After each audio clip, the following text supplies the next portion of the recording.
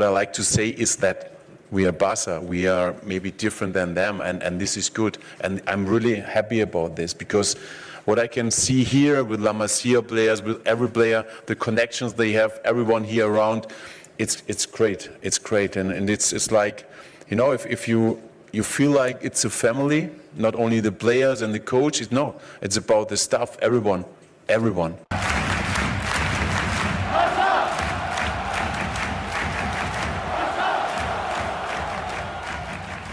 Hello everybody, welcome back to the channel. So in today's video, we are going to be talking about the match between Barcelona and Girona. Barcelona is going to be playing on Sunday, while we do have Real Madrid, who will be playing in a couple of hours. Maybe by the time I do upload this video, Real Madrid are like in the middle of their game, but hopefully Real Madrid get the worst result possible. Yes, I am a Barcelona fan. Yes, if you guys are new here, I do pray for the worst for Real Madrid. I want to see Barcelona prosper, and that's just how it is. But Barcelona have a huge task ahead. We must win our next game against Girona, because if we do want to win La Liga as fast as possible, we must win the next 8 matches of the remaining 10. So every match moving forward, it is a final from here. If Real Madrid do win their next match in a couple of hours against Leganés, we will be tied in points. But then if Barcelona win against Girona, we will go 3 points ahead. Girona are currently in 13th place with 34 points from 28 matches. So it has not been the best season for Girona. Girona for sure were much stronger about a year and a half ago. They're not the same team that they were before. So in terms of team news, right, what is going on between Barcelona and Girona? Starting with Barcelona first. The last match that Barcelona played, it was against Osasuna, where we won 3-0 with a goal coming from Ferran Torres, Dani Olmo, and Lewandowski. So Barcelona have won in 5 of their last matches in all competitions. And lately, Barcelona have been in some trouble because it has been said that Osasuna are investigating on Inigo Martinez starting against them. Osasuna believed that Inigo Martinez was never supposed to be in the starting 11 back on Thursday.